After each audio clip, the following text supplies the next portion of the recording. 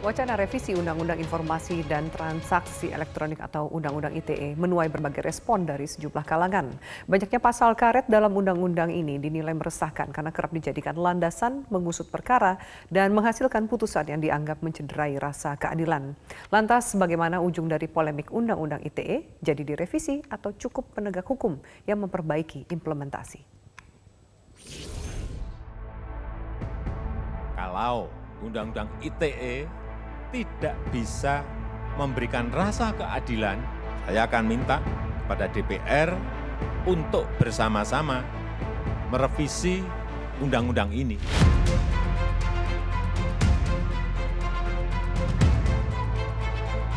Kritik Presiden Joko Widodo terhadap pelaksanaan Undang-Undang Informasi dan Transaksi Elektronik atau UU ITE yang dinilai kurang memenuhi rasa keadilan langsung direspon 3 kementerian dengan membentuk Tim Kajian Undang-Undang Nomor 11 Tahun 2008 tentang Informasi dan Transaksi Elektronik.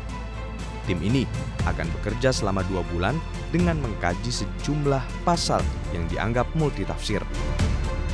Pemerintah di pemerintahan yang menganut sistem demokrasi seperti kita akan membuka ruang diskusi itu untuk kemudian nanti mengambil sikap resmi.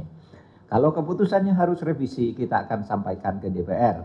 Karena Undang-Undang ITE ini ada di prolegnas tahun 2024. Kan di dalam daftar kumulatif terbuka.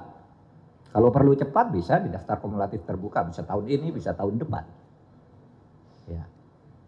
Nah, saudara, tapi namanya ini diskusi tentu perlu waktu. Kita memberi waktu sekitar 2 bulan lah. Revisi Undang-Undang ITE masuk dalam prolegnas tahun 2024. Badan Legislasi DPR membuka ruang kepada pemerintah terhadap rencana revisi Undang-Undang ITE pada prolegnas tahun 2021 ini. Balik DPR RI menyambut baik wacana revisi Undang-Undang ITE. DPR menunggu hasil kajian dari tim yang dibentuk pemerintah untuk selanjutnya diajukan ke DPR.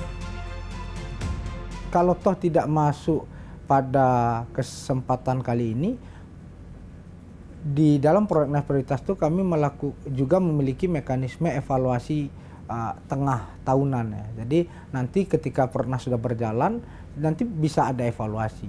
Jadi evaluasi nanti pemerintah tinggal ketika kajiannya sudah matang, misalnya kita punya waktu 2 atau 3 bulan untuk melakukan itu setelah matang, lalu baru kemudian dijadikan RUU yang diusulkan oleh pemerintah, itu juga bisa.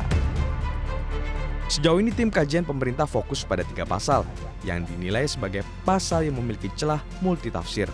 Ada beberapa pasal dalam Undang-Undang ITE yang sering disebut dengan pasal karet, dan itu memang kemudian sering sekali digunakan oleh berbagai pihak untuk berbagai kepentingan politik kekuasaan.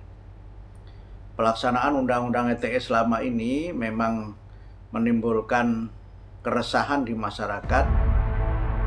Selama ini pelaksanaan Undang-Undang ITE cukup banyak memakan korban. Ade Armando, seorang pegiat media sosial ini pun sering dilaporkan karena diduga melakukan pelanggaran Undang-Undang ITE.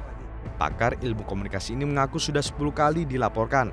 Menurutnya, revisi Undang-Undang ITE diperlukan untuk mendalami isi sejumlah pasal dalam undang-undang ini yang menimbulkan multitafsir.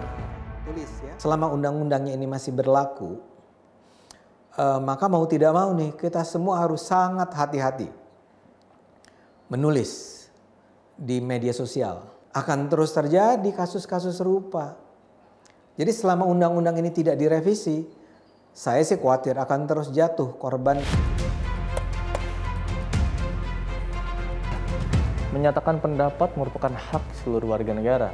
Jangan sampai aturan perundang-undangan yang dibuat menggerus demokrasi bangsa ini. Tapi kita juga sebagai pengguna media sosial harus bijak dalam menggunakan media sosial. Jangan sampai saling menghujat dan menebarkan kebencian, apalagi sampai memecah belah persatuan bangsa. Dari Jakarta, Alfian Salman, Sony Siregar, Metro TV.